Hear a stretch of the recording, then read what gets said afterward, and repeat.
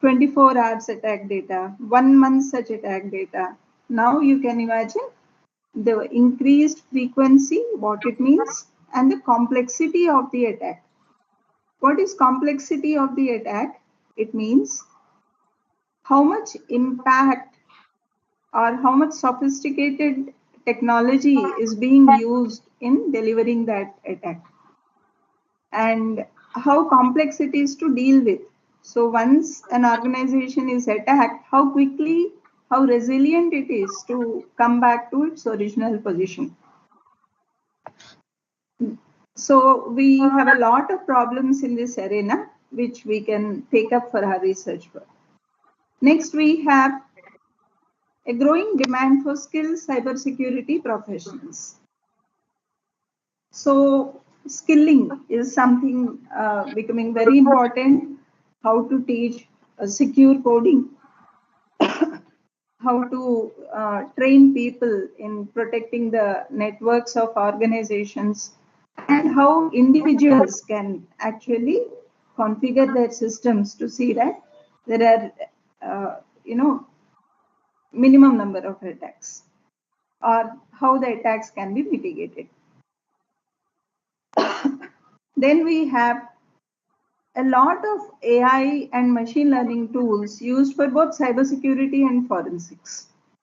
So Intel is using a lot of forensic, and talk about any company, a hardware or a software company, regarding security, they're using a lot of AI and machine learning. What can be the research objectives? What should be the key goals of our research? We have to keep identifying emerging cyber threats and vulnerabilities. Because if last year we were working on a particular type of a threat, an advanced threat or its variant, which is more harmful, might have got released this year. So every now and then you have to keep yourself updated with the cyber threats that are coming in up and the vulnerabilities that are being announced in a software or in a particular chip or a design. The next objective is to develop innovative techniques for cyber attack prevention and detection. And next, enhance forensic investigation capabilities in this era. So what does this mean? One is you have to keep track of the threats that are evolving, the vulnerabilities that are being announced, then how to prevent and detect such attacks, and then say if the attack has already happened, how to trace back to the cause, the root cause of that attack. And this is called as forensic investigation.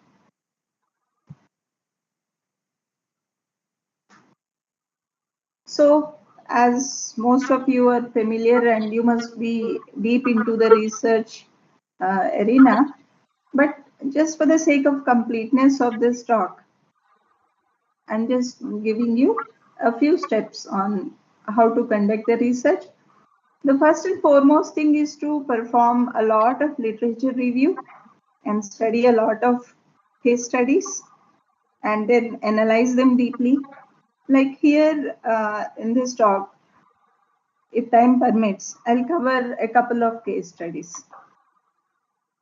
Then how to conduct surveys and interviews with cybersecurity professionals, and then come out with some data, and then you can come out with certain conclusions or certain suggestions or feedbacks on how the softwares have to be, how the policies have to be, how the mechanisms have to be. And then we also have to conduct some analysis on the incidents that are happening and how they are investigated into.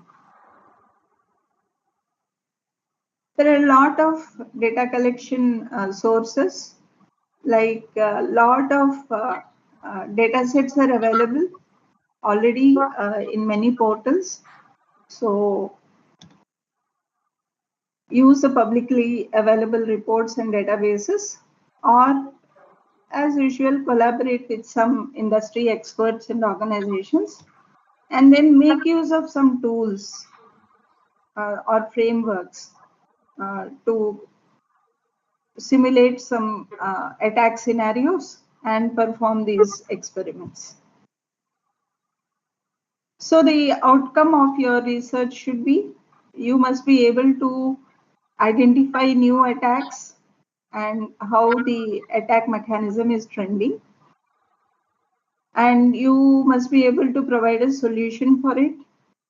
And then if you are performing an analysis after an attack has occurred, then we have to perform some analysis in gathering the digital evidence and then present it in a report. So in the last 5 years, what are the advancements in cybersecurity research? So top 10 cybersecurity trends to watch out for in 2023 include automotive hacking, AI's using AI potential, then mobile is being targeted the more, and then cloud is becoming more and more vulnerable. More vulnerabilities they're announced in cloud. Then a lot of data breaches are happening, and because we are getting into IoT devices a lot, and we are on 5G networks. So the technology and risks in that era with IoT on the 5G networks, they're increasing. So that domain can be looked into. Then integration and automation, then cyber warfare, targeted ransomwares, and threat from within the organization. Okay, so there is a continuous research that is required to be done, because every day, as I just mentioned, a lot of threats are evolving and a lot of variants of those threats are also evolving.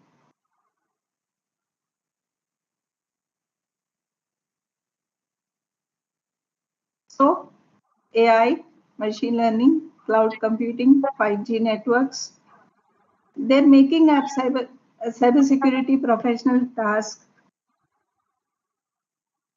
more complicated because attackers are all using this.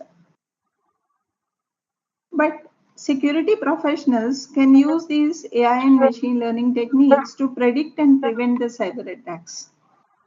And other technologies like homomorphic encryption, zero trust capabilities, log monitoring, they're also being used to enhance cybersecurity measures. There are a lot of organizations in India, institutions abroad. So these are the most prominent ones. Maybe there are many more, but I have kept listening to. I'm more familiar with these. So these are some of the institutes, organizations in India, and some of the portals that you have to refer to every now and then for finding out the recent attacks are the particular vendor, say Windows operating system. If there is a vulnerability announced, you can go to Microsoft.com and find out the vulnerability details and also download the fixes and patches. Similarly, if you're using a router, a Cisco router, and there is some vulnerability announced, then you can go to that vendor's website and look for how to fix it.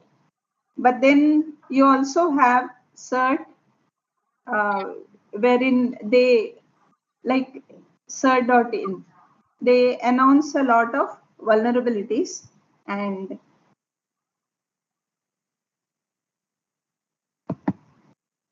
like, let me show you.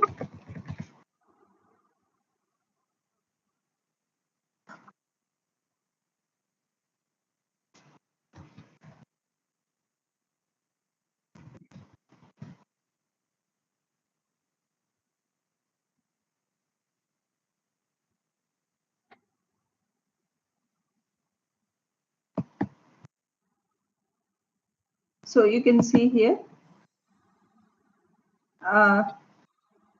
this is Computer Emergency Response Team. CERT-In. In means India. Okay. So there's an organization where you can see countrywide vulnerabilities that were announced or, that were collected by. So this is maintained by the government. So June 28th. So there is a vulnerability note. So multiple vulnerabilities in VMware vCenter server. Similarly, multiple vulnerabilities in Google Chrome for the desktop. So this was also announced on June 28th, 2 days ago. Okay, Siemens products, Schneider products, some SAP products. You also have every now and then some ransomware reports. What do you see when you click on such a link? You have all the details required. Okay, which version of Chrome is under attack? What is the severity of this attack? You can see what is the severity rating and what does it do? So Google Chrome versions prior to so-and-so version for Mac and Linux and some other version for Windows. It is affected. So what is the exploit? A remote attacker can compromise the target system. Means the laptop on which or the system on which Chrome is now installed, that can be compromised. So a remote attacker could exploit these vulnerabilities by persuading a victim to visit a specially crafted web page. Okay, and successful exploitation of these vulnerabilities could allow the remote attacker to compromise the target system. And how to fix up this and all that information is available in the Google's link. Okay, so like this, talk about any recent vulnerability. The data is all collected and put here. From here, you can go to the respective vendors page. Or in other words, the alternative way is you can directly go to Google and then get hold of the same information. So this is one way. So that is CERT. Similarly, Mitre has got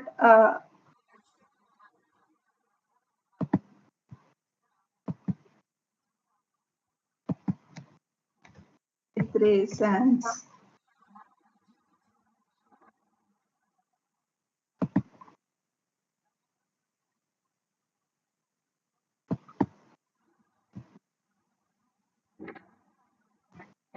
So this is one portal where you have a lot of information. Okay, so this is a globally accessible knowledge base of adversary tactics and techniques based on real world observations. So this knowledge base is used as a foundation for development of specific threat models and methodologies in your organizations. Okay, so these give you a lot of information. So you can see here, recognize resource development. Lot of stuff is available. Those who are interested can have a look at this. And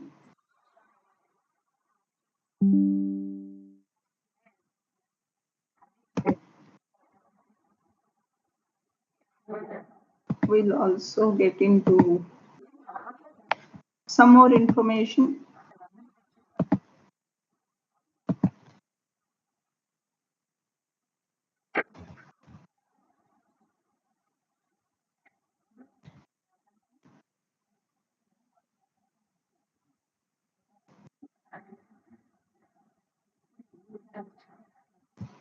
So you have this website called National Vulnerability Database, nvd.nist.com.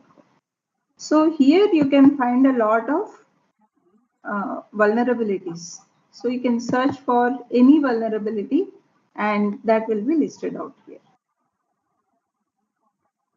Okay, so if you know the vulnerability number, you can just type it out here. So, like for instance, just now we have seen a vulnerability. And what was that? It was certain vulnerability note, CIVN 2023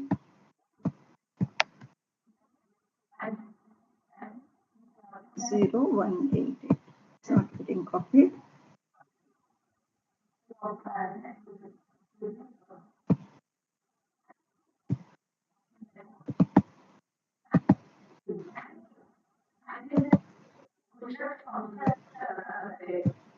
CVE 2023 20892.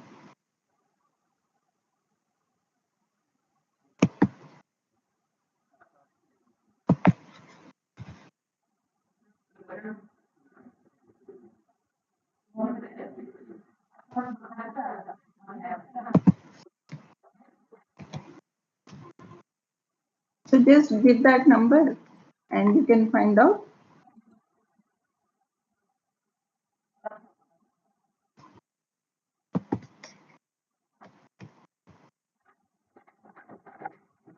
The vulnerabilities. Okay.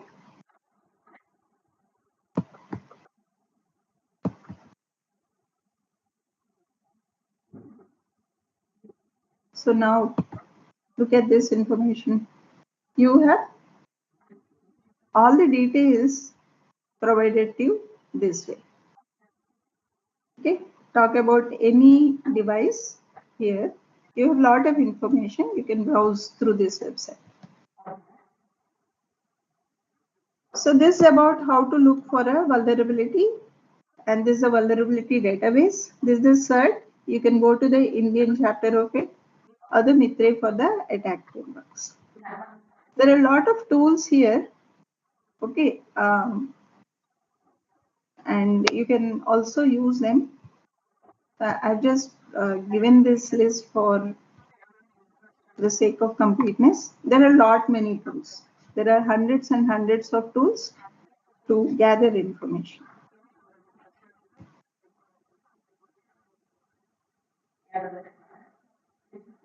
So what are the future trends in cybersecurity research? Threat exposure management.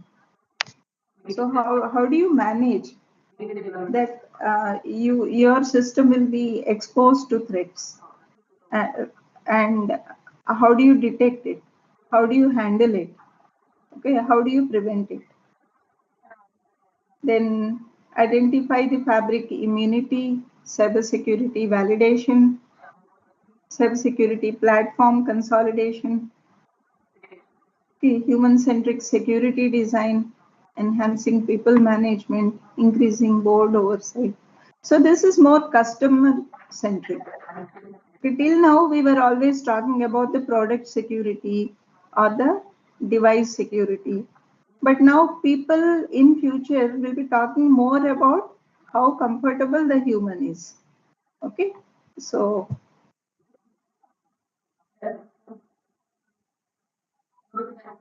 now how are the attacks increasing? So there are a lot of malicious URLs coming in and lot of spam messages coming in. Thereby, when somebody clicks on such a link, okay, he's becoming the victim for that particular attack for which the program is written. And there are a lot of malware incidents seen these days. So just, oh, sorry, I didn't share the tab. Yeah.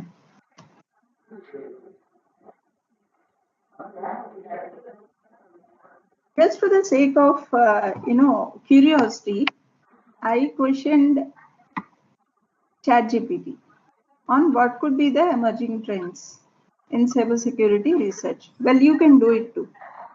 And it gave me this solution. I just cut and paste this solution. I didn't format this because you'll understand what exactly it gives you.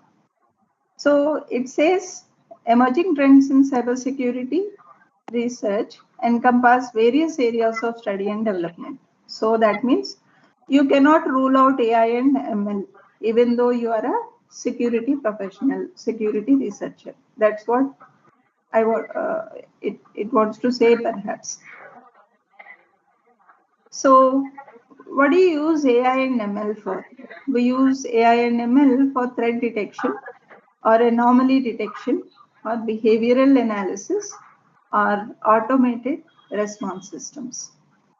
Okay, something like malware has come into the enterprise network, and how do you handle that stuff?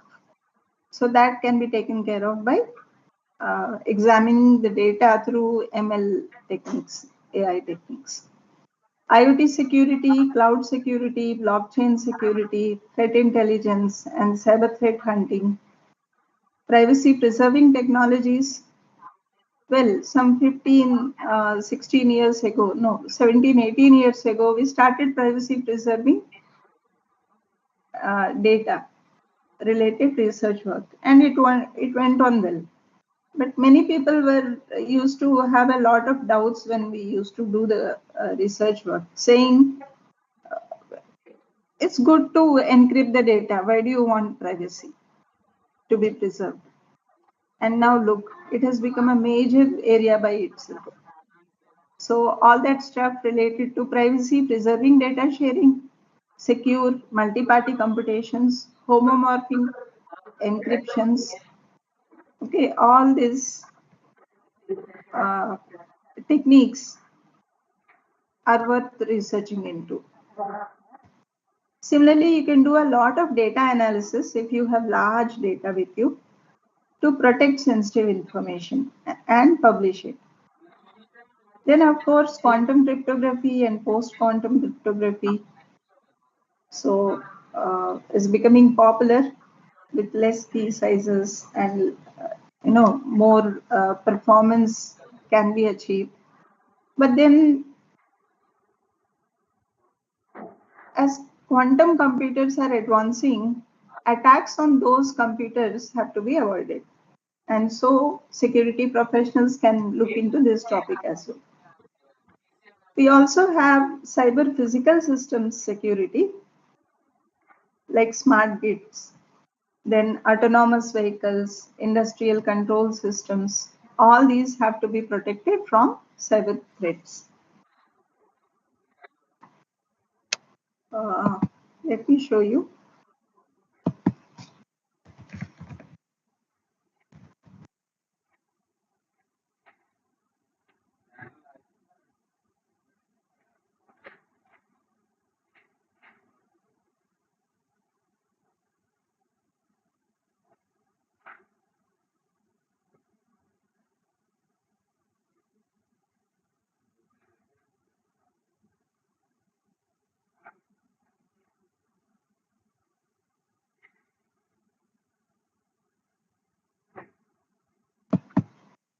Yeah. So look at this news item.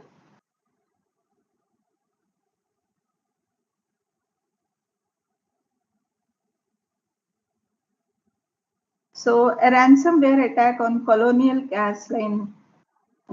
Colonial Pipeline, which is a gas company. It captured headlines around the world with pictures of snaking lines of cars at gas stations across the eastern seaboard and panicked Americans filling bags with fuel, fearful of not being able to get to work or get their kids to school. So what happened during that attack? Let me show you.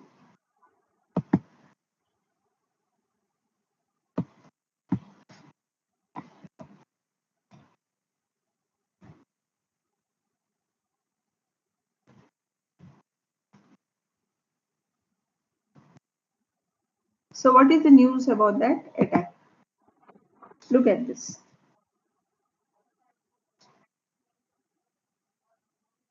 So the company is there in Houston and it carries gasoline and jet fuel to southeastern United States, and it suffered a ransomware cyber attack that impacted computerized equipment managing the pipeline.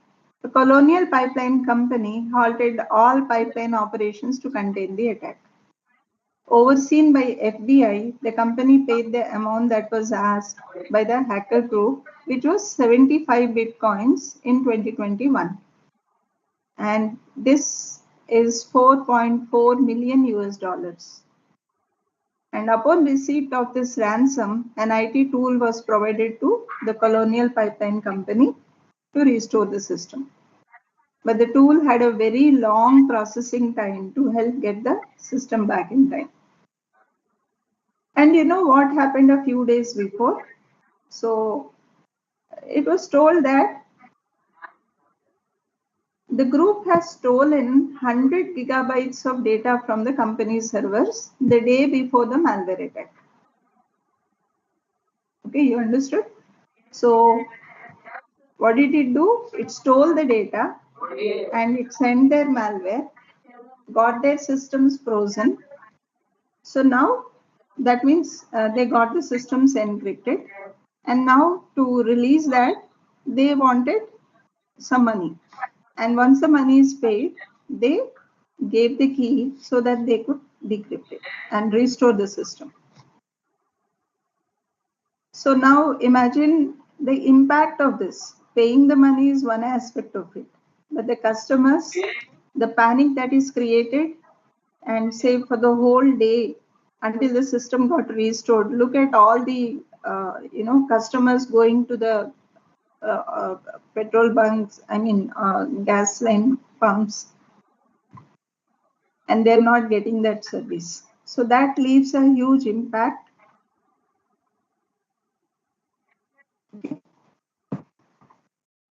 A few such attacks, say Mumbai power grid. So that was down. So ticket trains and many stock exchange and all were closed for a day or two. Even Telangana, there was newspaper, a lot of news in the media saying Telangana power grid was also attacked with some malware. Then behavioral metrics, biometrics, and user-centric security.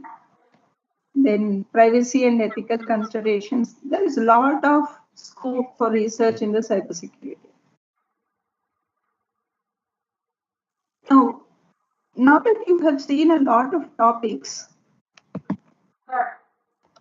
okay, so let us see how easily we can do these things in our campuses. I believe most of you are teachers or researchers or MTech project students. So I'm showing you a few works. I'll give you some background and we'll show you a few works done by my BTech, MTech and PhD students. What is a buffer overflow? Most of you must be knowing this. You're all teaching cybersecurity. So, you know Stack, and what it does, it pushes all the parameters and the stack pointer, the place where it has left the main program and where it has to return. All that information has to be pushed onto Stack. Okay, so this kind of an attack was first found after Morris, a person called Morris, has spread a worm by using gettys function. Most of us teach in C programming our students how to read the string. Okay, so you have a stack pointer, and so if some local variables are all stored, and you'll be storing the return address. Okay, so this is how a stack looks like. Now, what happens in Stack Overflow? So local variables are placed below the saved frame pointer and return address. The possibility exists of exploiting a local buffer variable overflow vulnerability to override the values of one or both of these key function linkage values. And this possibility of overwriting the saved frame pointer and return address forms the core of a Stack Overflow attack. So this is the actual definition. Let me show you. So if you are able to change this return address, okay, by modifying it so that the return address goes to some other program's starting address, or the return address is forgotten. So this program, when it calls a function, it remembers where to return, and now it executes that function. And now when it is trying to return, it doesn't find the return address. Okay, so that is how a buffer overflow attack is planned.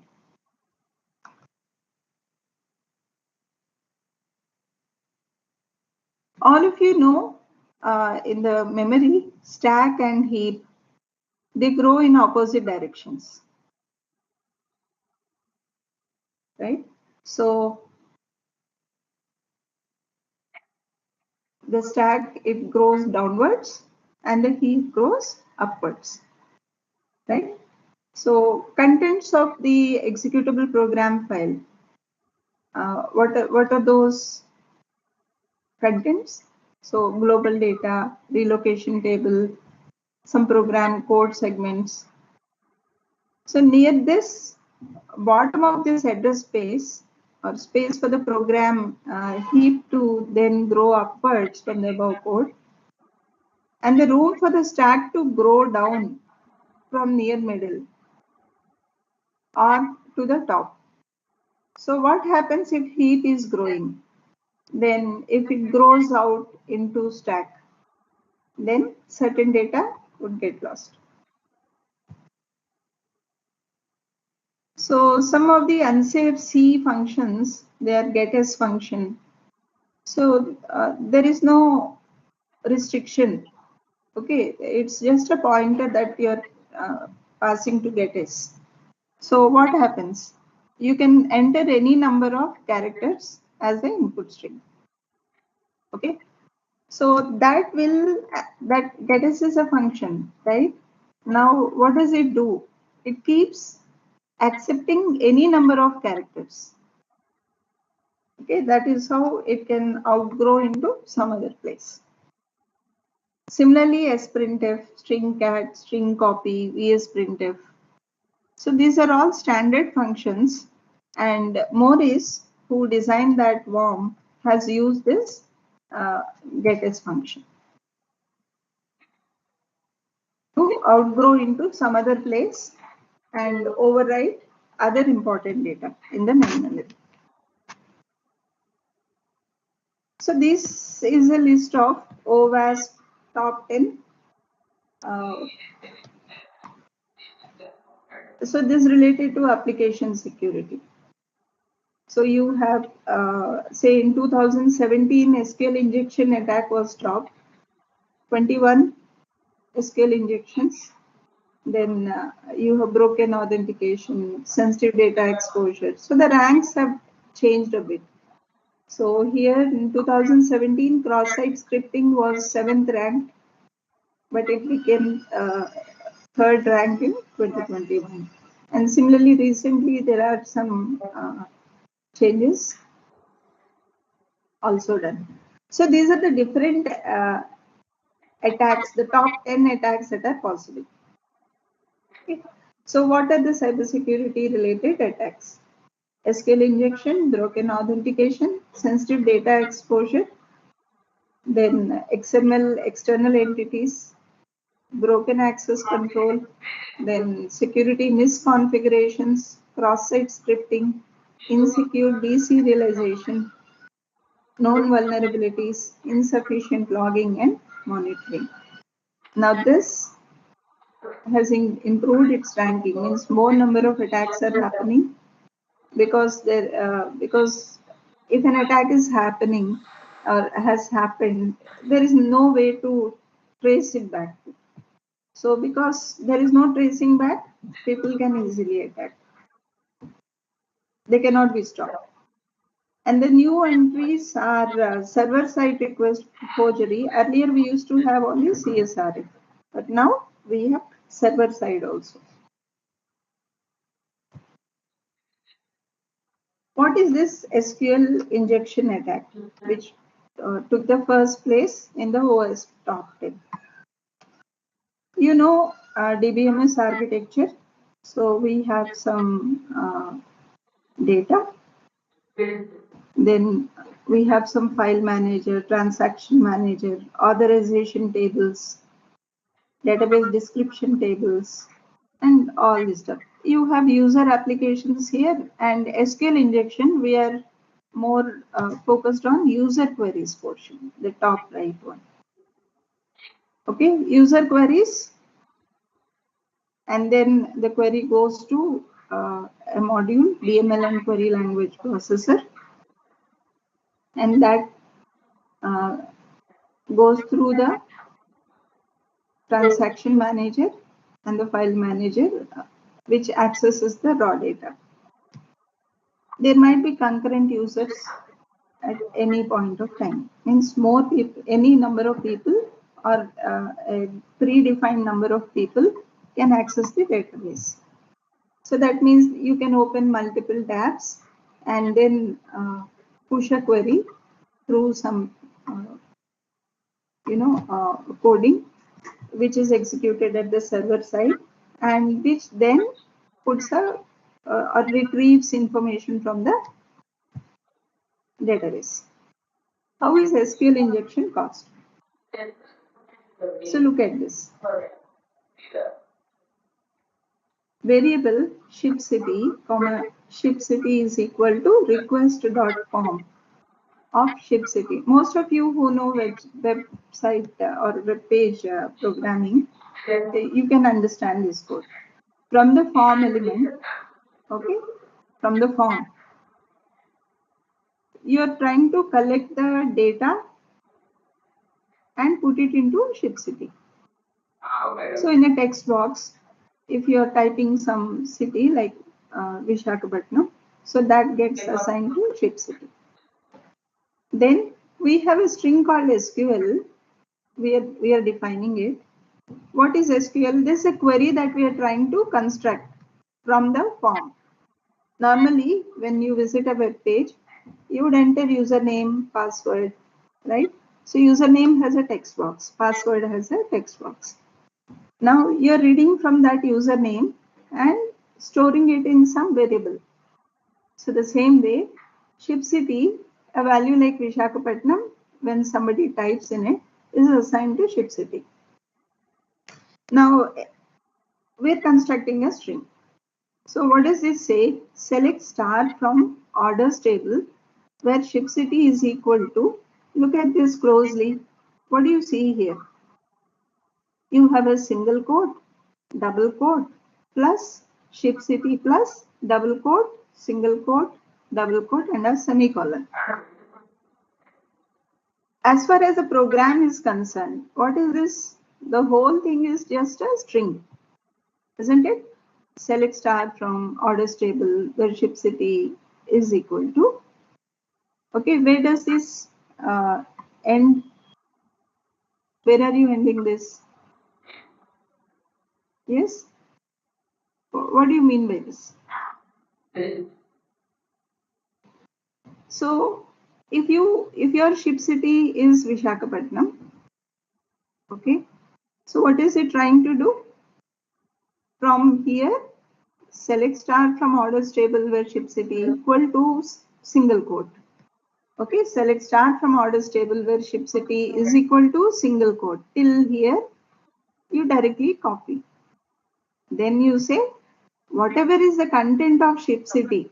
What is the content of shipcity? If we entered Visakhapatnam, if we entered Redmond in the text box, that gets attached to this string. Okay, so double quotes plus shipcity plus double quotes. What does this mean? Add whatever is the value of this shipcity to the previous string. So that is how we got Redmond and a single quote.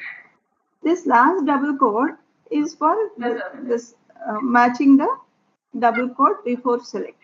Now you know how the query is constructed in the code. Now this is actually pushed to the database module. querying module. What if in the text box, I don't write just Vishakhapatnam or just Redmond, but I write Redmond, single quote, semicolon. So remember, the user is not typing just the city.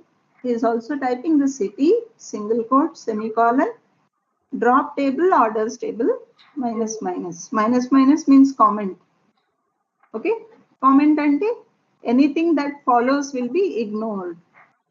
From here, the comment starts. So what is happening here?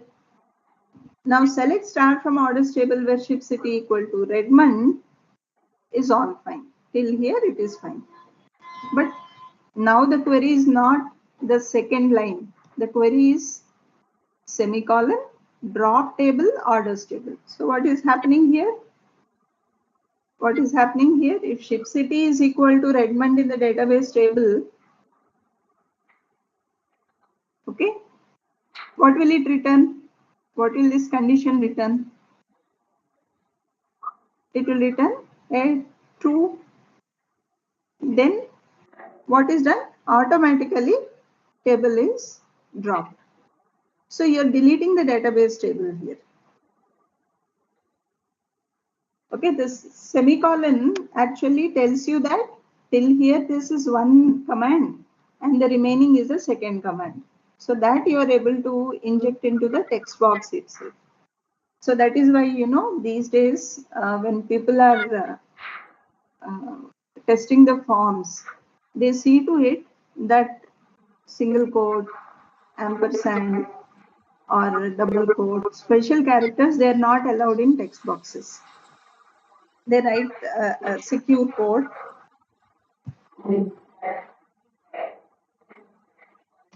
So what do you do with this kind of a drop table? It went data set low, you'll have a lot of queries like this. And then you'll have what? You'll have you have to do labeling, or certain data sets already have a classification label that it is an injection query, it is a clear query. So you'll have malicious or SQL injection query, or attack, or not an attack. So you can perform a binary classification. You can also do some kind of a clustering and then find out similarities among the queries.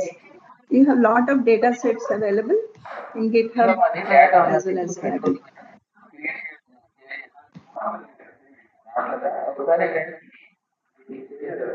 Okay. Next. Something else that you can do is looking into malwares. What is malicious software? It means software is written, logic is written, but with a malicious intent. It does whatever was told by the attacker, and in short, it is called as malware. What can it do? It can encrypt your data and demand ransom, like they have demanded ransom by the oil pipeline company, right?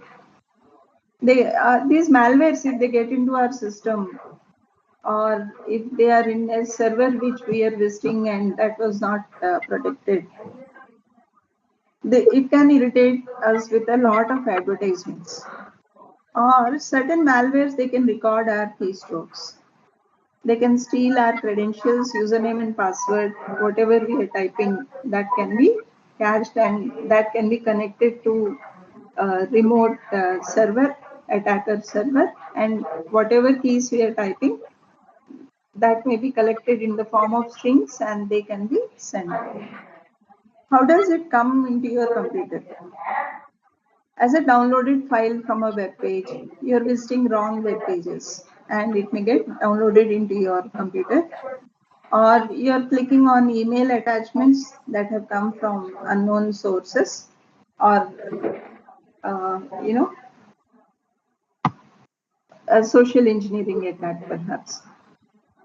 Or if you're inserting USBs which are put in other systems, okay, and or other media. And you may be downloading some software from torrent or any other, no, some pirated softwares. Okay, so in that case, again, what will happen? The file might have been an infected file. The OS that you're installing in your machine or the software that you just downloaded from that website is already an infected website, is already an infected software. So using cracked versions of softwares, they may leave a lot of doors open for attackers and other programs to come and stay in your PC. Torrent's website might be good, the tool might be good, but the software that you're downloading might be harmful. How do you know there is malware in your system? Increased CPU usage, system may hang up and may not respond to any mouse click or command. There might be strange icons on the desktop, strange files in the folders, encrypted files, or some files may get deleted. There are several names given: viruses, worms, Trojan horses, rat, adwares, then logic bombs, ransomwares, okay, and spywares, keyloggers, backdoors, many more. How do we stay away from these? Use antivirus softwares,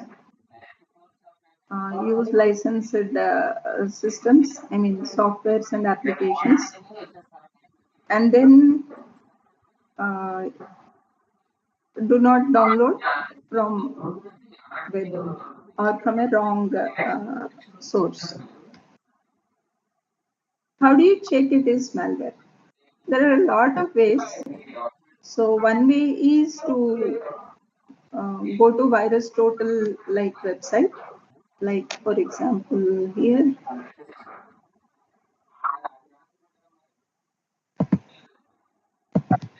Let me show you.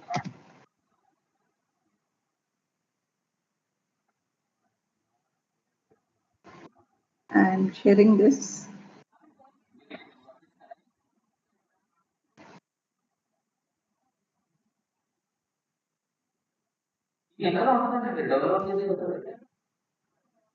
Just a second. It will share just a minute.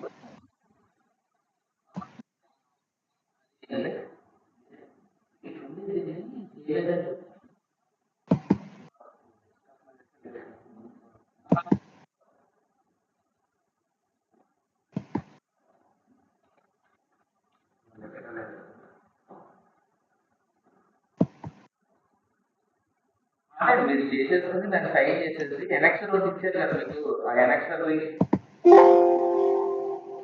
Sign చేసి ఇవ్వాలి రేపు ఉదయం లోపల పంపించేయాలి అదే కదా Yeah. So this file that you see here is a malware file. Okay, but I'm not going to run it. It's an exe. And can you see the screen? Can you see the? Yes, ma'am. Yeah.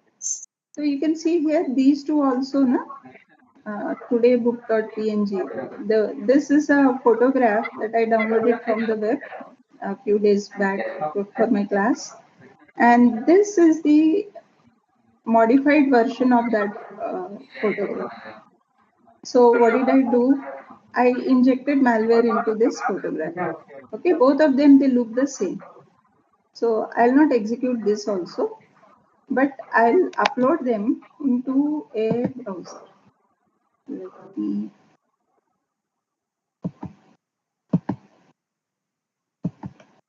I'll just open a browser and let me go to. Most of you must be familiar with this, but for the sake of completion, I'm showing you. Yeah. So I have a hash digest for a malware. So I can use the hash and then search for the malware. Look, WannaCrypt. I told you there is a ransomware which can encrypt the files on a hard disk. Okay, that ransomware ID is this one. Now you can look here, all these people, Alibaba, Avast, AVG, Bitdefender, Avira, who else? Fortinet, Google, K7, Kaspersky, McAfee, all these people have marked it as ransomware, WannaCrypt. So these are all the variants. Ante code anta ade untundi, but it appears in different forms. Okay, what this is a Trojan. It can spread. And what does it do? It encrypts. And its name is WannaCry. WannaCrypt, WannaCry in short. And it affects Windows systems. Okay, so so this is its ID. Now, what if I give you summary of this? This is an exe, right? And its file name is this. And 64 out of 70 vendors in this VirusTotal database have marked it as malware. What are its details? So when you're researching, you might want to know certain things, like there are signatures like this which antivirus packages also make use of. So I have entered the SHA-256 digest. Okay. Now somebody might have SHA-1 digest, MD5 digest. Most of you know these, kada? They are all hash algorithms. Okay. So now, like I have a different number for my PAN, a different number for my Aadhaar, right? So different algorithm, different number, hexadecimal number, but it leads to the same file, same program.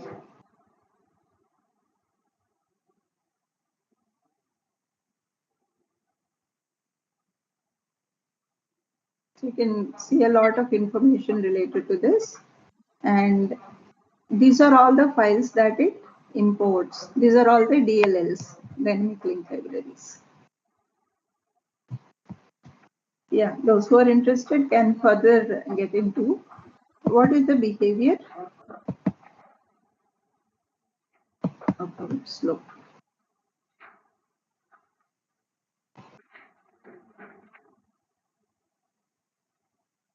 So it creates or modifies Windows service.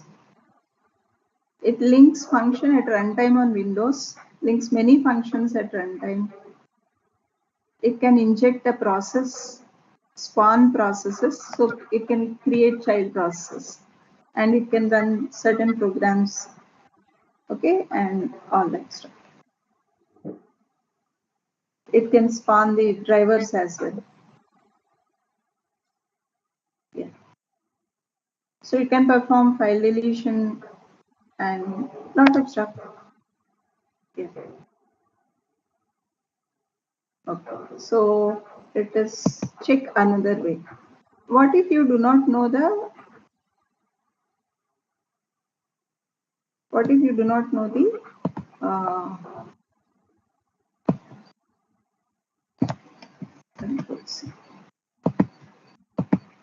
if you are visiting a website and if you do not know whether it is genuine or not, just type and it will tell you whether it is a phishing website or a malware site. So certain tools, they are telling you that it is a phishing website. So this is a test. I have a malware exe with me. I'll enter that for you. Look, it's even harmful malware. Okay, so it affects Windows, it's a Trojan, and its class is Emotet. Now you have seen two classes of malwares. Okay, the Emotet type and the WannaCry type. But that is a ransomware. And what is Emotet? Let me show you.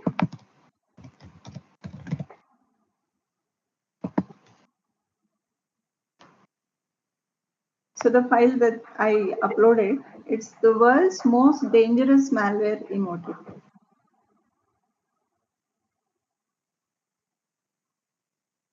So Emotet has been one of the most professional and long-lasting cybercrime services out there. First discovered as a banking Trojan in 2014, the malware evolved into the go-to solution for cybercriminals over the years. What does it do?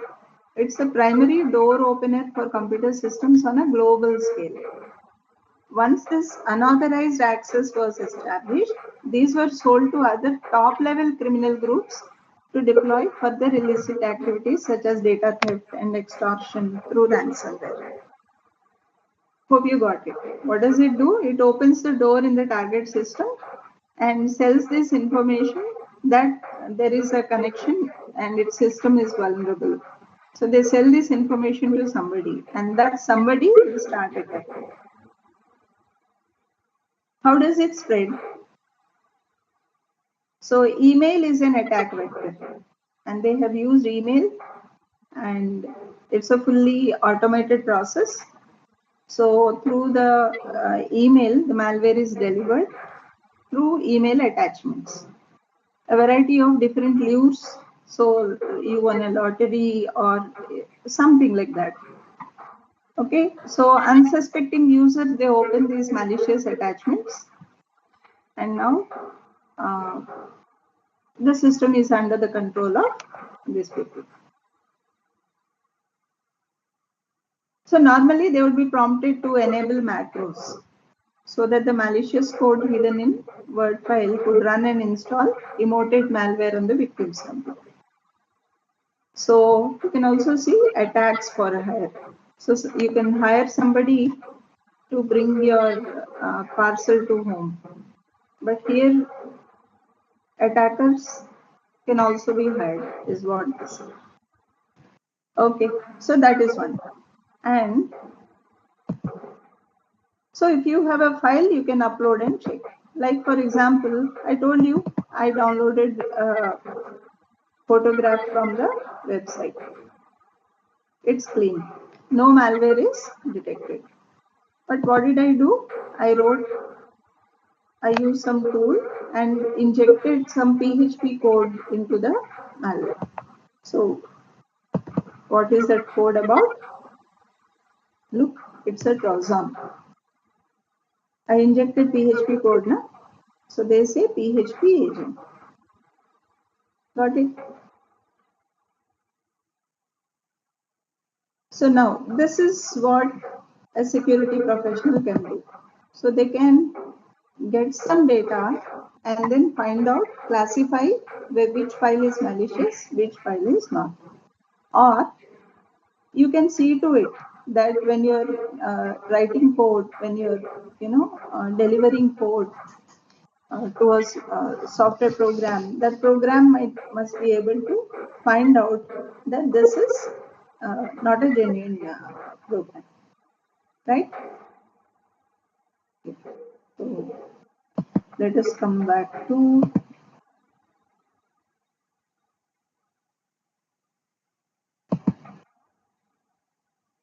our presentation.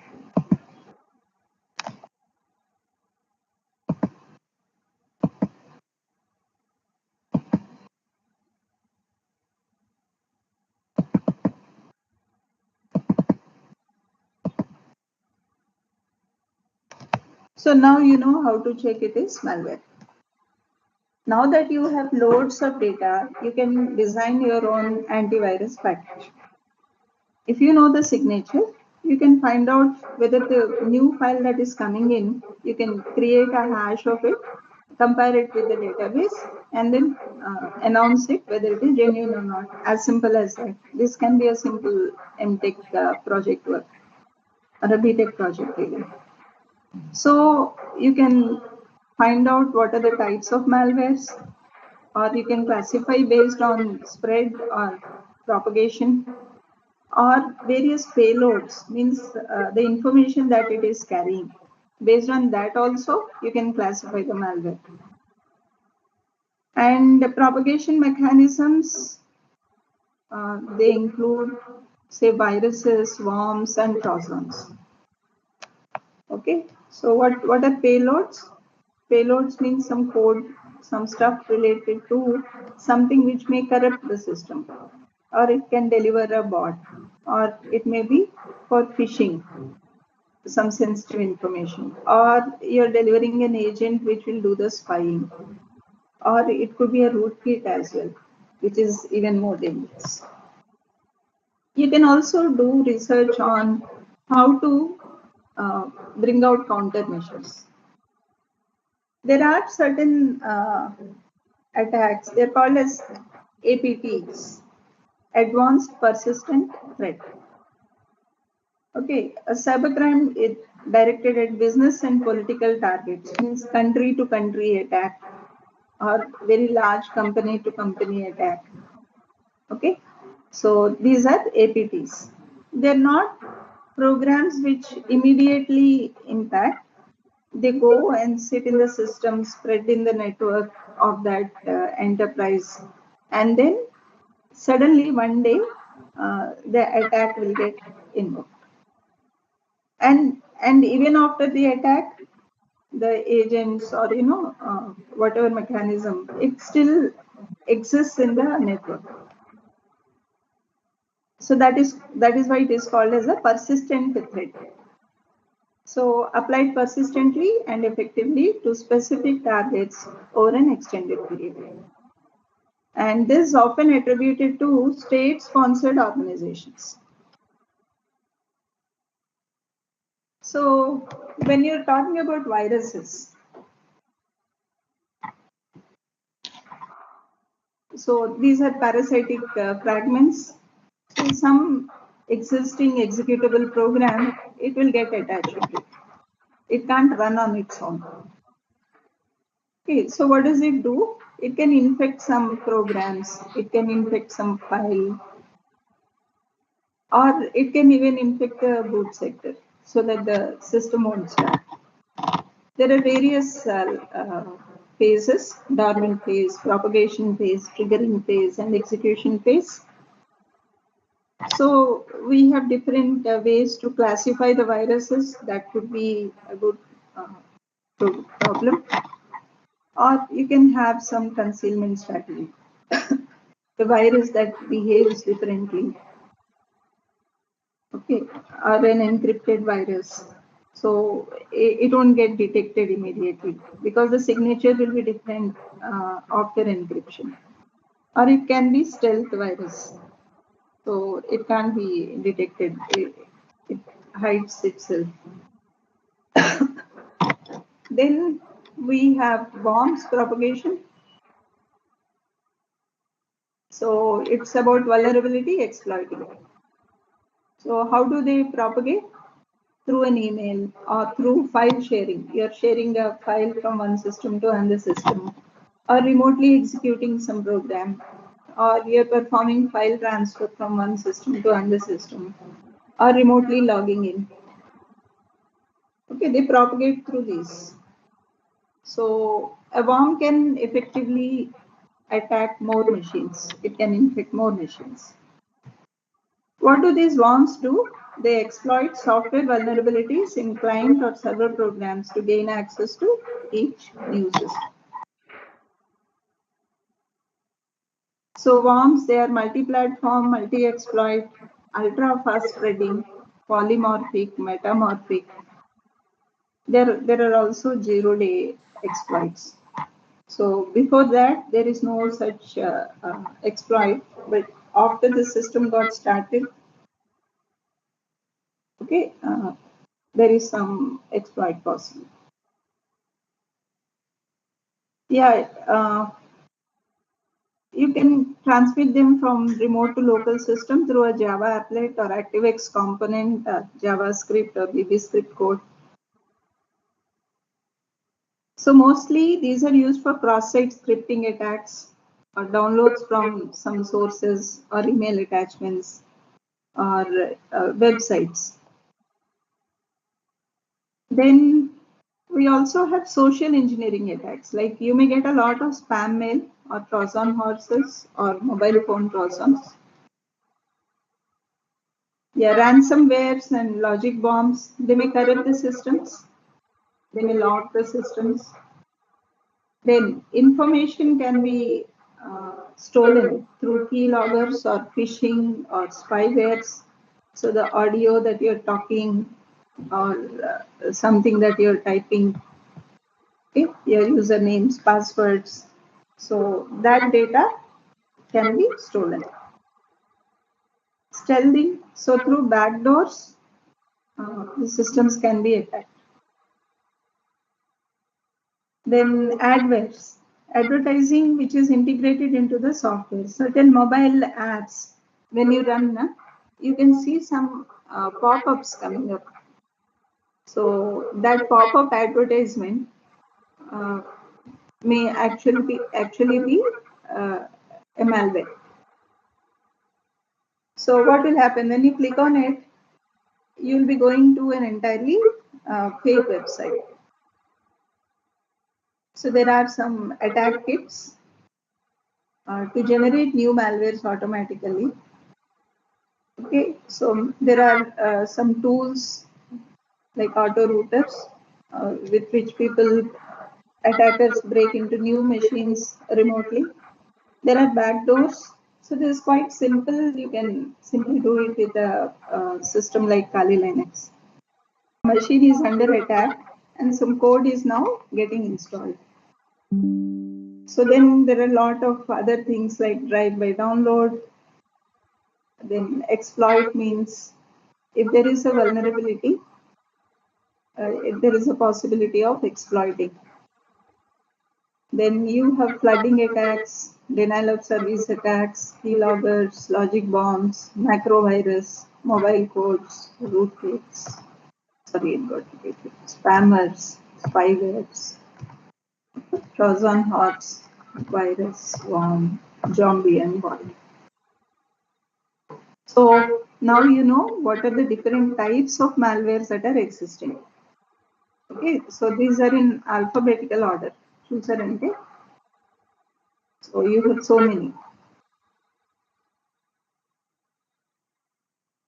Now coming to some published work. So we recently presented this and we are still working on it. So we mixed up some malware data set with this and we performed malware classification. So we designed a neural network for this and you can see. So this is the Microsoft data. So this is the hexadecimal representation.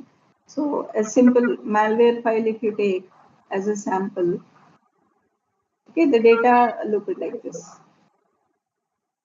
So now we convert it into a grayscale image and now extracted the feature patterns and then classified into different malwares. So for this, we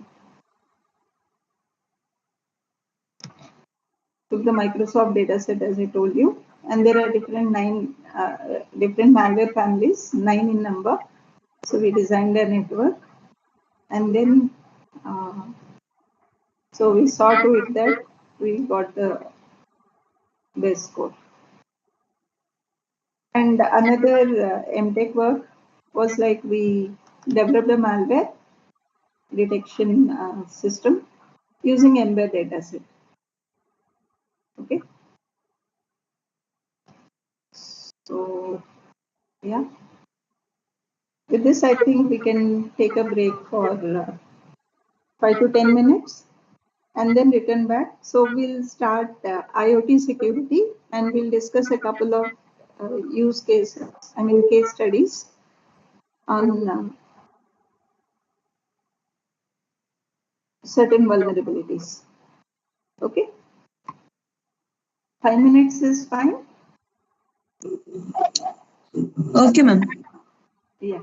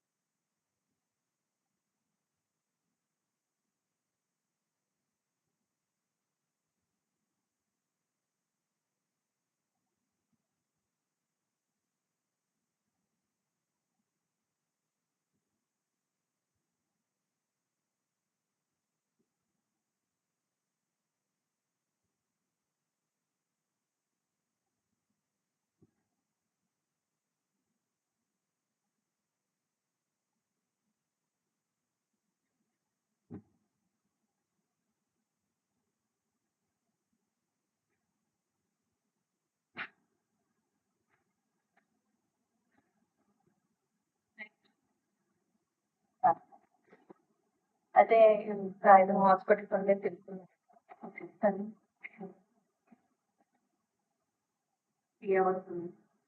ఈరోజు download చేసి ఏ pass ఉంటుందో తీసి పెట్టి గ్రూప్లో పెట్టేస్తాను అన్నమాట రేపు నేను మేడం యూట్యూబ్లో లైవ్ వస్తుంది పెట్టండి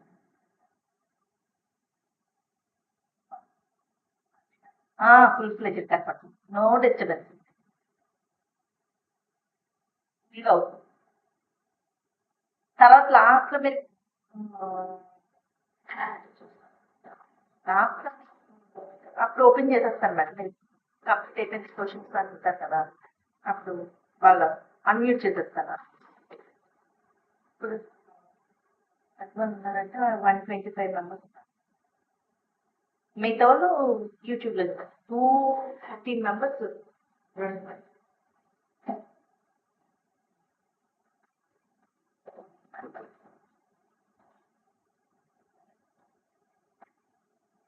ఇది ఫిఫ్త్ డే ఇంకా 10 days ఉంది ఫిఫ్త్ డే 10 days మేడం రేపు ఇండస్ట్రీ నుంచి ఉన్నాను అబ్బాయి ఒకటి ఇస్తున్నాను జై పాస్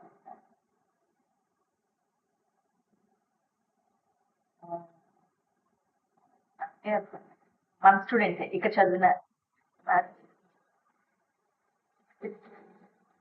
మేడం థర్డ్ వస్తాను థర్డ్ వస్తాను థర్డ్ సెకండ్ వస్తాను రేపు ఫస్ట్ కదా మేడం రేపు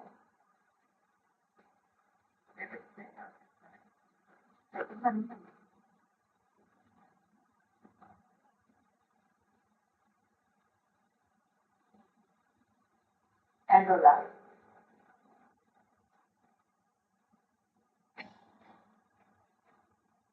అవునండి అవునండి రావండి రికమెండేషన్ అన్నీ చెప్తాను అవలే మీరు రావయ్య మేడం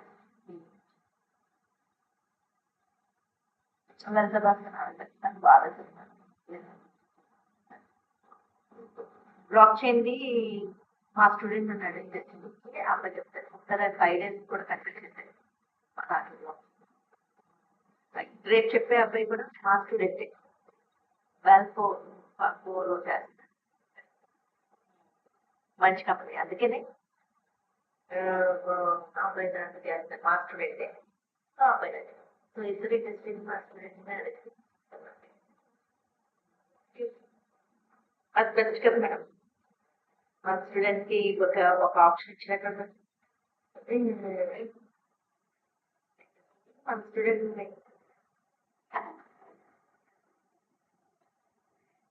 మీరు ఫాస్ట్ కదా మేడం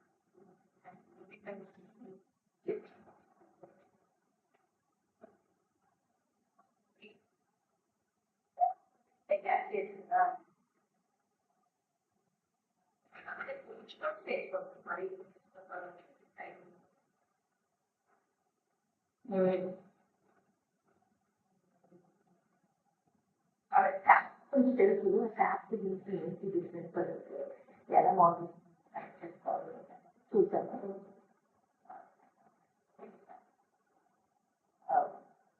సరే మేడం థ్యాంక్ యూ మీరు కాఫీ ఏదో దాక్కుండా నాతో కాఫీ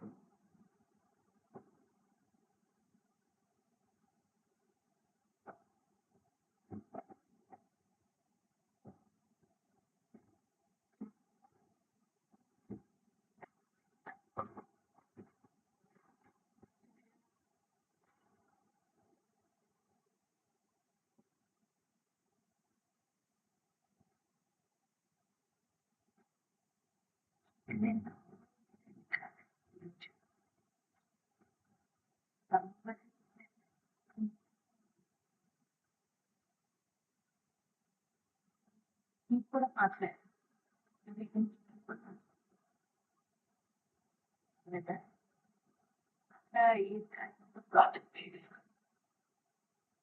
ఈ అదే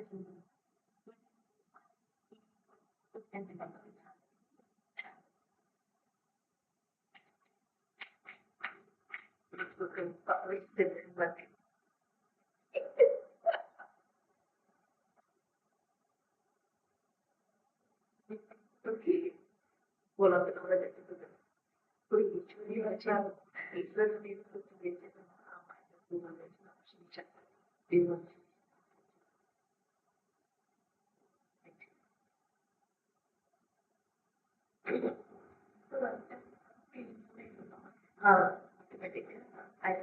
నాలెడ్జ్ బయటకు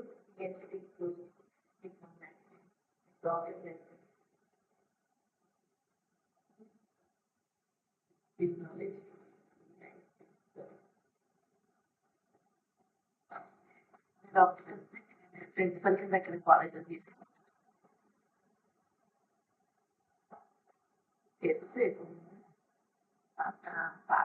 అలాగే రెస్పెక్టివ్ టీచర్స్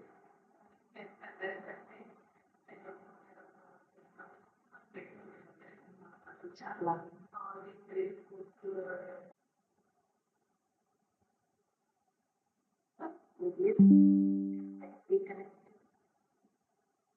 డిస్కనెక్ట్ అయితే మనం రెజ్యూమ్ చేస్తాం. ఇదేం చేస్తాం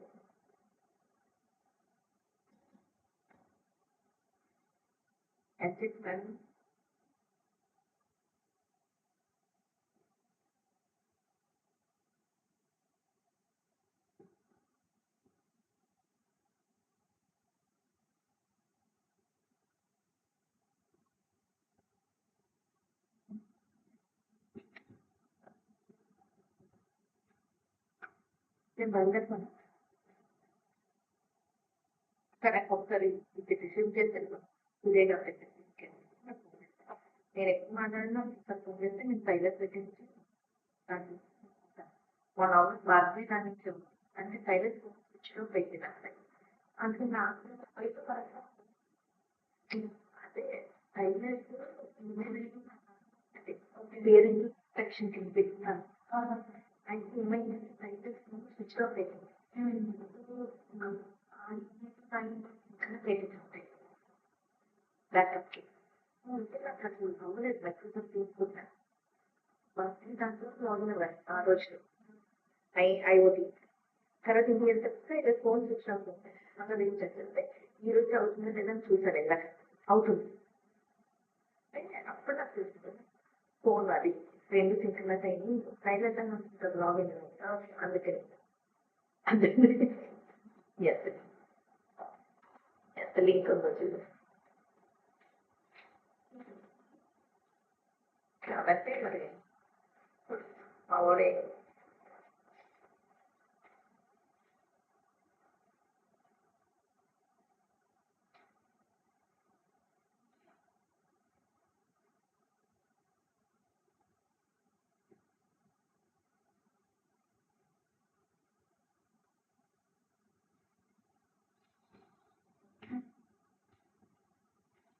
ఎవరు లేదు లేదు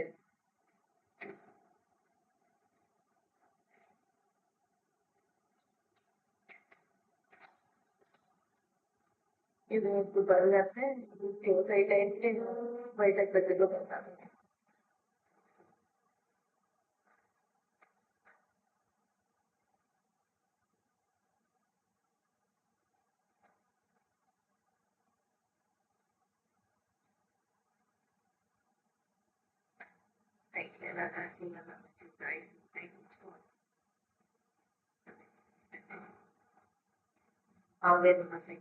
చెప్తాను నేర్చుకోవాలి రికార్డింగ్ ఉంది కదా అది డౌన్లోడ్ చేసి చెక్ చేసి యూట్యూబ్లో డౌన్లోడ్ చేసి పెన్ డ్రైవ్లో కానీ షేర్ చేస్తే మన వాళ్ళు చేస్తారేమో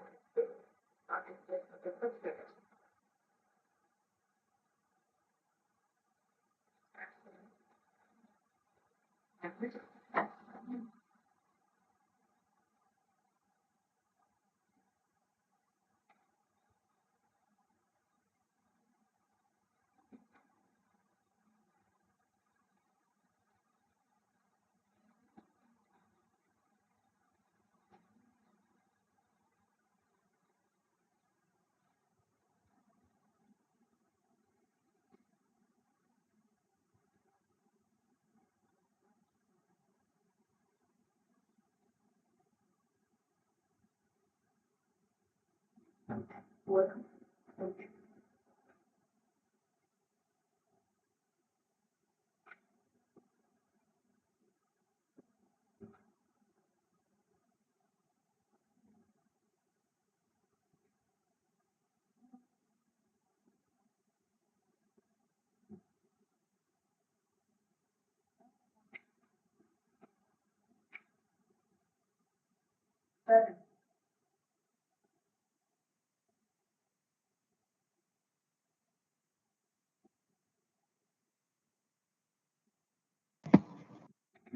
Yeah, shall we start?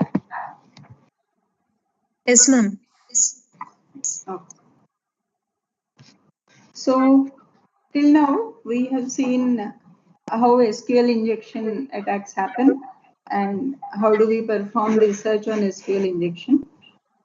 And then we have seen how malwares attack systems.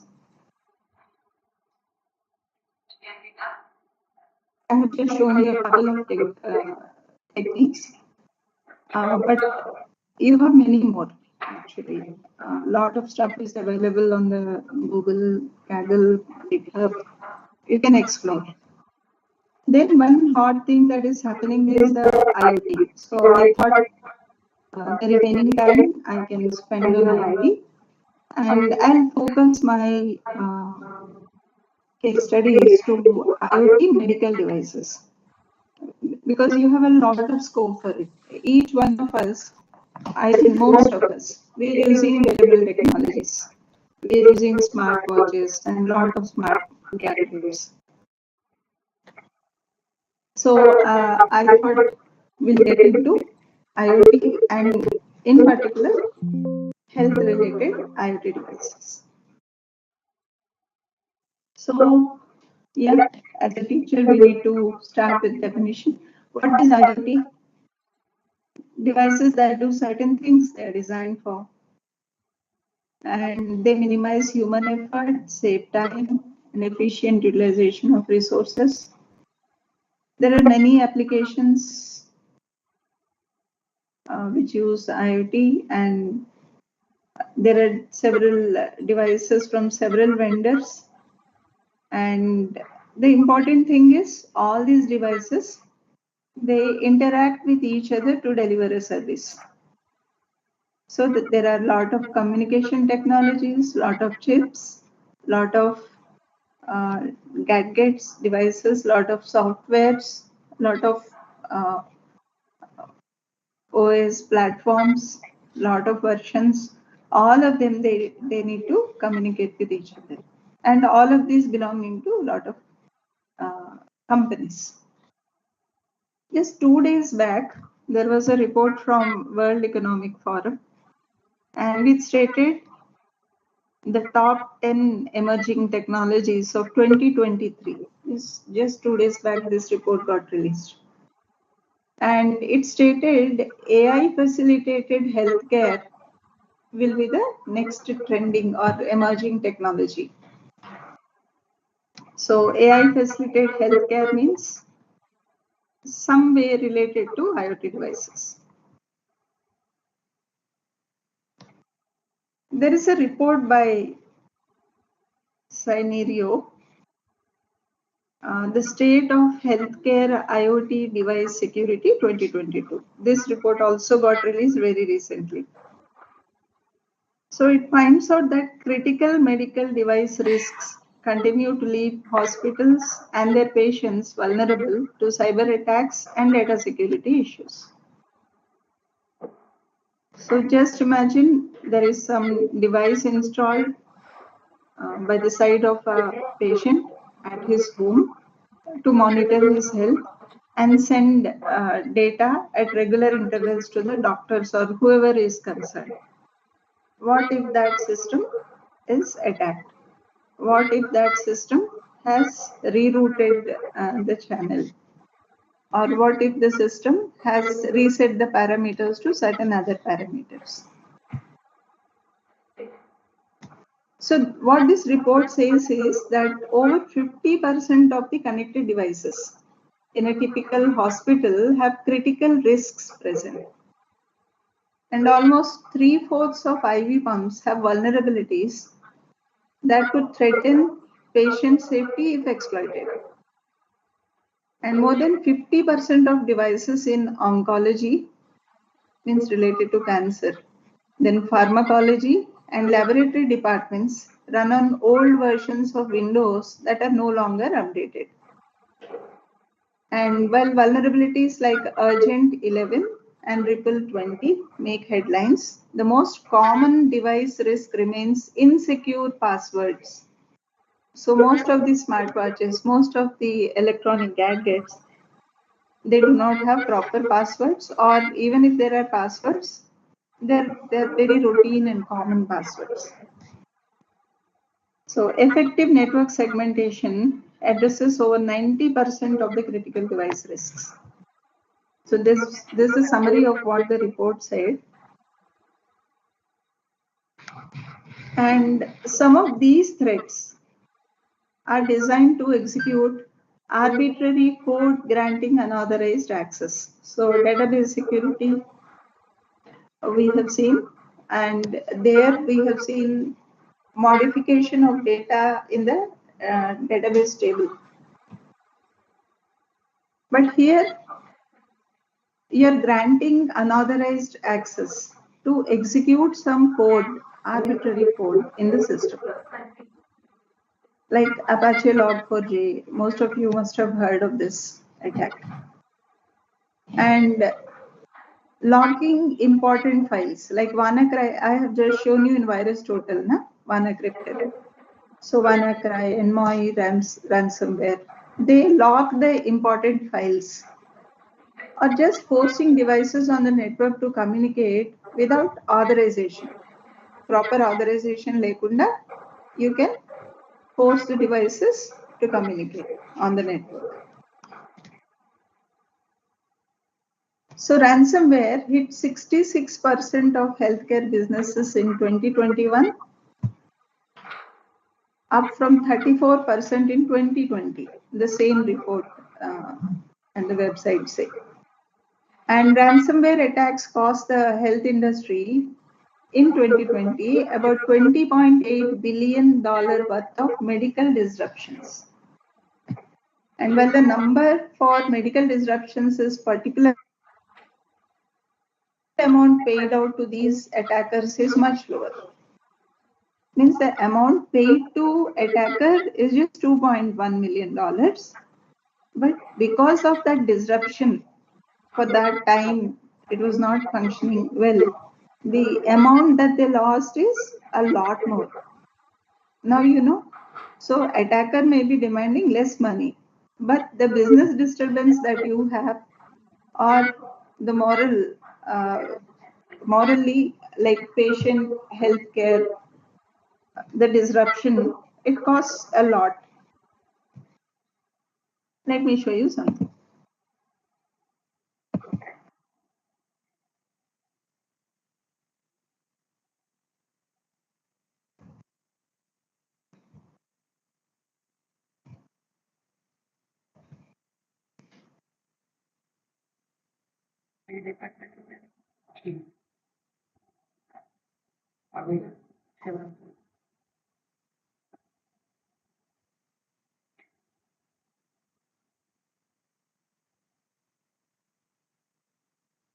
I'm loading this.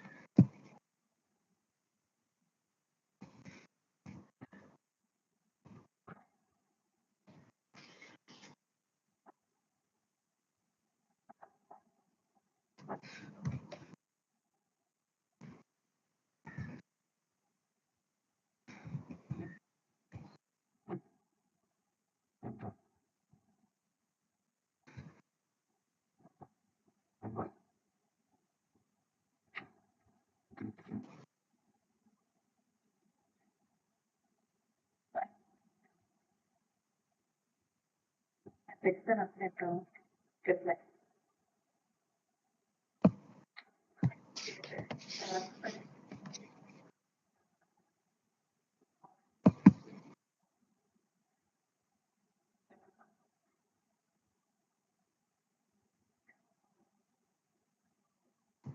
Yeah, look at this.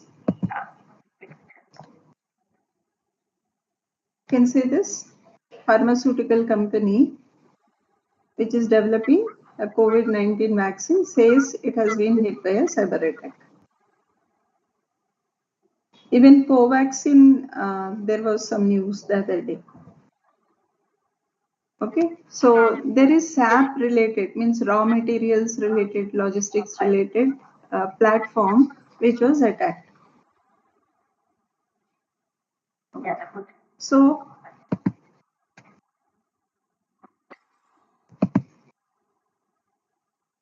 then regarding data breach, there were 337 reported healthcare data breaches in the US in 2022 and 368 cases reported in the same period last year. So there is an increase of 7% from the previous year.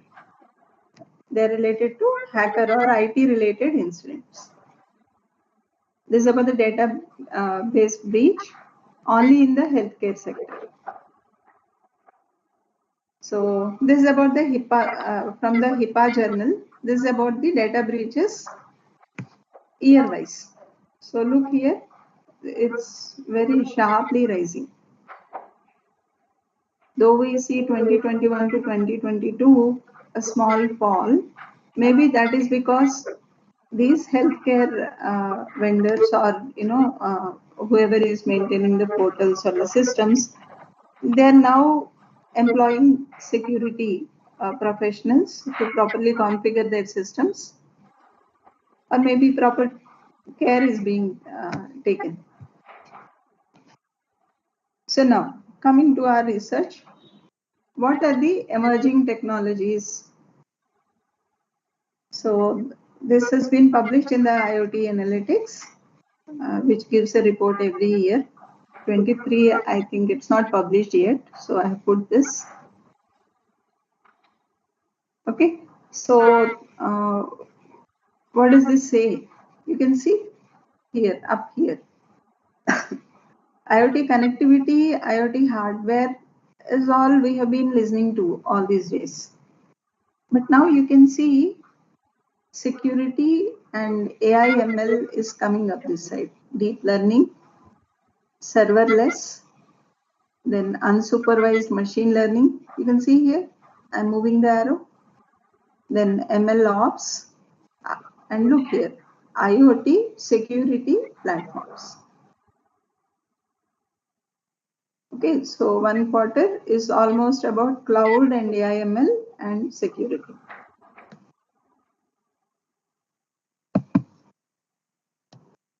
And as you're fully aware, even this is a big buzzword among the students and the staff as well, IoT.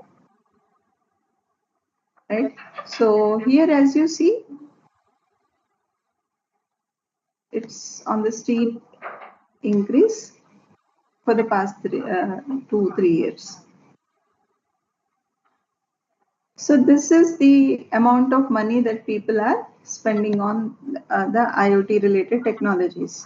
This increasing, and from this year onwards, it may see a sharp rise.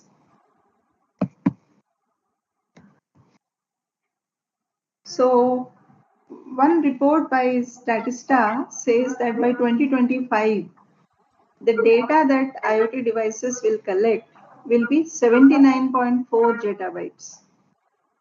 Now just imagine how much opportunity the machine learning, deep learning engineers will have if they catch hold of this data, portion of the data at least. And now when so much of data is collected, that means there is a lot of privacy breach possible. And while collecting the data, there might be several hackers that might be interested in gaining this data. And global IoT spending is expected to hit $1.2 trillion in 2022 by the end of 2022. And we need to check the reports when they publish the report this year. And according to Cisco, by the end of 2023, every person will have 3.6 network devices, and 500 billion devices are expected to be connected to internet by 2030. Means every home will have some 10 to 20 devices which will connect to the internet.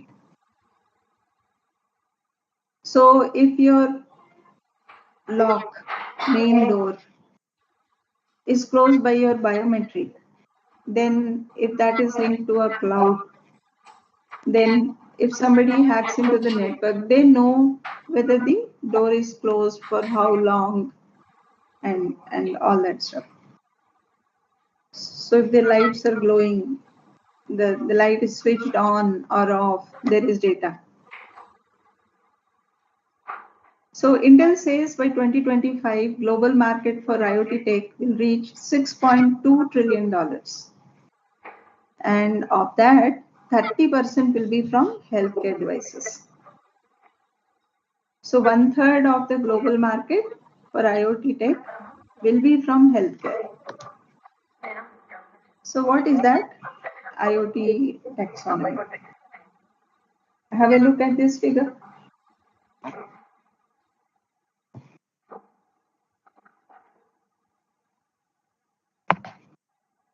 So we are already seeing smart cities, the big buzzwords, big data, smart homes, automation, home automation is increasing. And even your weighing machines, they're connected to network and to your app, and you're having data graphs. You know how much fall in, how much reduction in weight. No, there is no reduction normally. So how much percentage of water, how much BMI. You have a lot of data getting synced to your mobile app every day, even the weighing machine. What else? A lot of connected devices like this, allowing users to, you know, access remote functionality. So I have seen a few of my friends back in my hometown having mobile apps to look at cameras, surveillance cameras, which are installed in their agriculture and aquaculture fields. That's becoming common. Even laymen are able to access their locations remotely. Similarly, the Fitbit on your wrist measuring your heart rate and walking pace, that is linked to a smartphone. Similarly, Amazon Echo, it plays tunes or reports the weather, you know, all that stuff, right? So it's all about Internet of Things around us. And not just these, there are a lot more like consumer products, logistics, transportation, industrial automation, connected markets, then healthcare, entertainment, agriculture, as I just told you. Of course, smartphones and lots more. So just remember, if you are able to control some device from some another device, you are using IoT. Okay. So most of the people now are also automating doorbells, right? Smart appliances, many more smart door locks, and so on.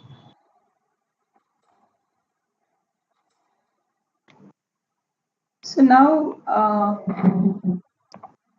you can see the devices here. All of them, they are connected to Wi-Fi. The fridge, the car, the phone, and the home lights and all the infrastructure. So there are smart gateways. You can perform real-time analysis. You can filter certain data, and there can be some local storage. and there might be cloud. So a mobile application might be using that cloud data and executing some cloud, some code, server-side code, and do some analytics. So a lot of interaction happening, right? And you can see here there are a lot of sensors, right? Lot of sensors and lot of companies. You can see the companies. These are all producing and manufacturing IoT related devices or components. So sensor makers, companies, cloud, then devices, the end user devices and the end users themselves. Lot of things are involved in IoT. So that is the cause, that is the root cause for many security attacks.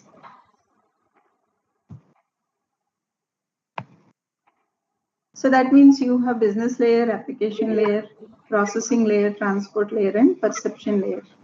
This you must be familiar, those of you who are teaching IoT. And what are the security challenges in IoT devices? Device discovery and management. So where that device is, how to discover, and then how to configure and manage.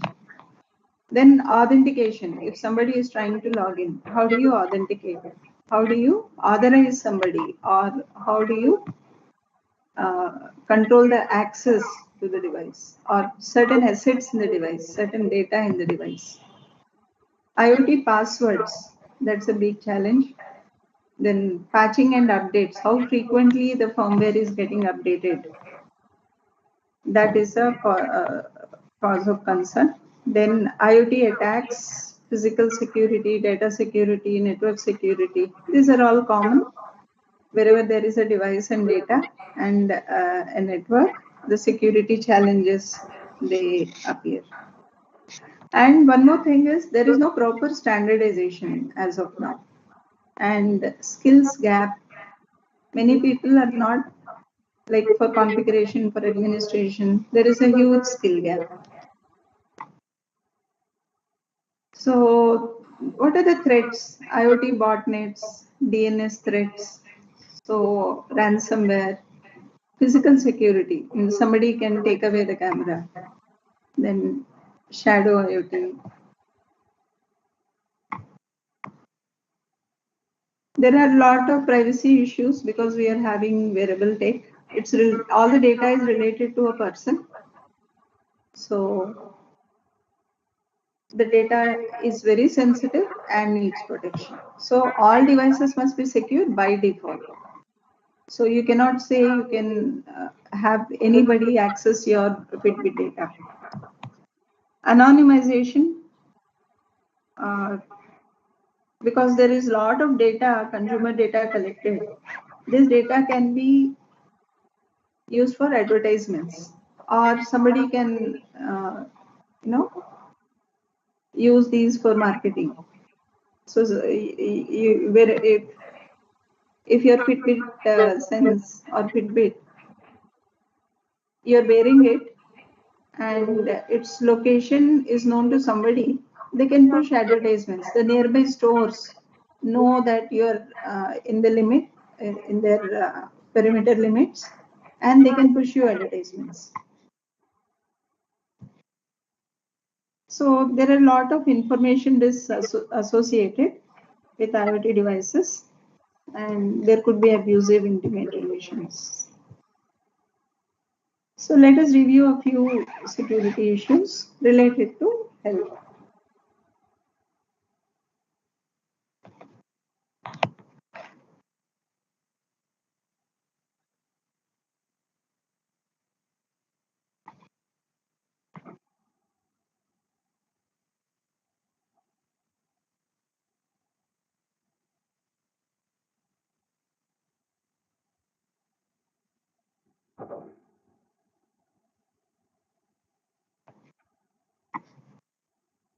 So when you say real-time monitoring, so that may mean an app accessing some cloud data and your wearable device pushing data via the router to the cloud. From that cloud, your mobile app is able to sync the data. So whether you're cycling or whether a patient is in his chair fitted with some sensors, so the data can get collected. It could be BP, it could be heart rate, okay?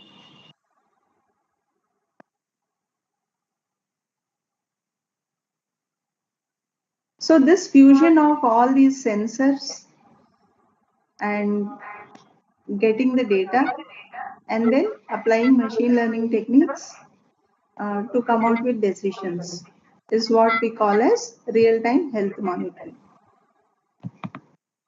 So normally these real-time health monitoring systems, they're non-invasive. అంటే injection లాగా పడవటం అది they're not invasive. You don't cut and put it. But they are continuous health monitoring systems. So you have physiological monitoring like motion sensors, blood glucose device, blood pressure device, temperature sensors, pulse oximetry, pacemakers, EEG sensors, ECG sensors, respiratory rate sensors, muscle activity sensors, implantable devices, pill line sensors. For medical treatment, you have a lot of other smart medical devices. Then in hospital, the connected devices could be like MRI, X-rays, then ambient, like gyroscope sensors, motion sensors, vibration sensors, monitoring devices. And then a lot of other devices like network devices, end user devices, databases, servers. There are different medical IoT devices.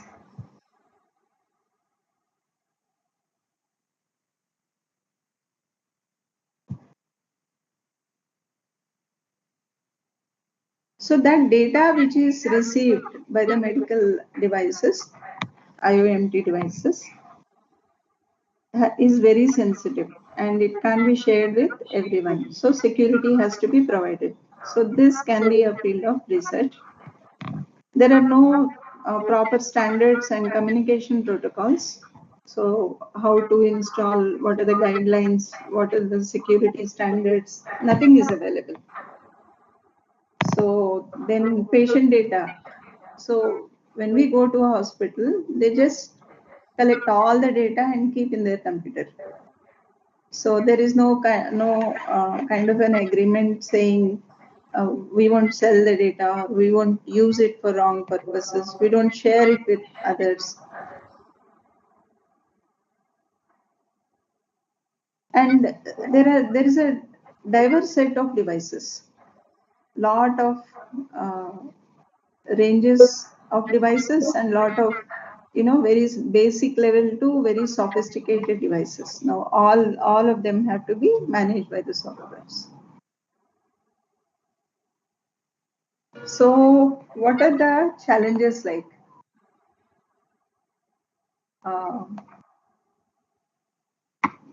So on one hand, it is the device related security, means the kind of security we talk about in our classes. On the other hand, it's about the clinical risks, the associated hospital side risks. So let us get into a small patient monitoring system to just know what actually happens.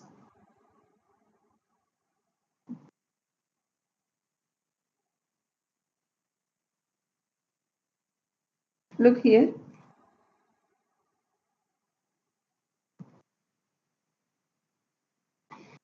You have heart rate monitor, the last one, BP monitor, fitness monitor, thermometer, spirometer, pill dispenser. Okay, these are all electronic gadgets.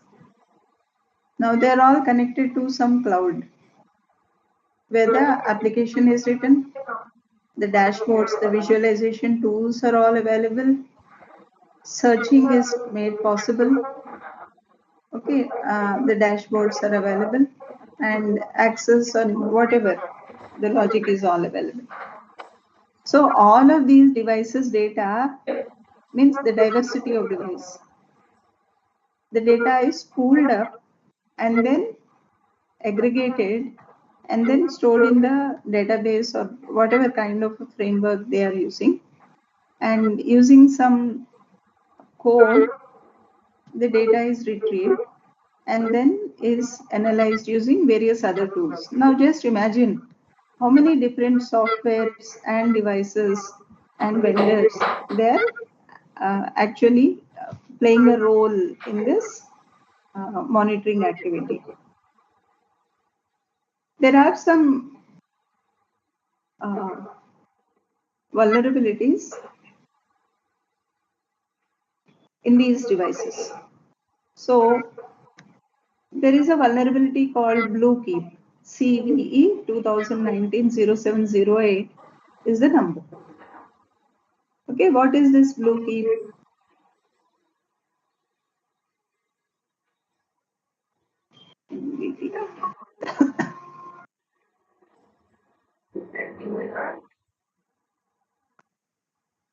So, Yeah, look at this. oh, This is the vulnerability database. Okay, I typed CVE 2019-0708. What does this vulnerability do if it exists? A remote code execution vulnerability exists in remote desktop services, formerly known as terminal services, when an unauthenticated attacker connects to the target system using remote desktop services and sends specially crafted requests called remote desktop services remote code execution vulnerability. What is the impact? What is the impact? Confidentiality impact is complete. And there is total information disclosure. Means all the system files are revealed. What next? Integrity impact. Complete. There is a total compromise of system integrity. There is a complete loss of system protection, resulting in the entire system being compromised. What next? You know the CIA triad, all you security people: confidentiality, integrity, availability, authentication, right? So now availability impact complete means there is a total shutdown of affected resource and the attacker can render the resource completely unavailable. Access complexity low. Very little knowledge or skill is required to attack the system, exploit. Gained access, none. And then vulnerability type is it can execute the code, right? And look at this CVSS score. The score is 10, which is very high. And yeah, these are the products affected by this vulnerability. And these are all the references from Siemens, Microsoft, and a lot of them. And now look here. We'll come back to our presentation.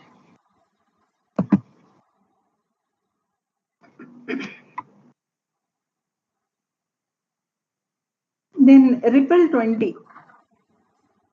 So this represents vulnerabilities in this patient monitoring scenario, and it refers to a group of 19 critical vulnerabilities commonly found in the TCP/IP communication stack of a wide range of IoT and connected devices, including those used in the healthcare. Okay, REvil means ransomware evil. This was a Russia-based or Russian-speaking private ransomware as a service, RAS. Ransomware as a service. You must have heard about EAS, PAS, and SAS. This is ransomware as a service. So Revil would threaten to publish the information on their page unless some ransom was received. Now, you know different vulnerabilities are there, and you know what are all the devices, consumer devices, and you know the back end stuff. Now let us quickly go through a couple of cases in this patient monitoring system. How do you perform a security analysis, a risk analysis of attack on a local medical device? So there are two things that we can perform: a qualitative analysis and quantitative analysis. So like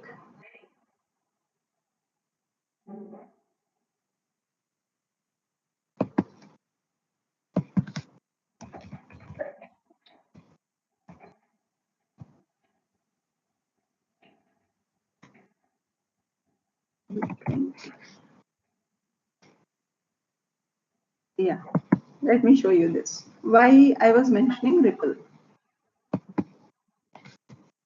Look at this. So an Israeli security firm has released this report. So they have the potential to critically impact millions of Internet of Things devices across many industries. Crucial machines in medical, oil, gas, transportation, power, and manufacturing industries can be affected by these bugs. And they said Ripple 20 reached critical IoT devices from a range of fields involving a diverse group of vendors. Affected vendors range from one-person boutique shops to Fortune 500 multinational corporations. So when you're talking about IIoT,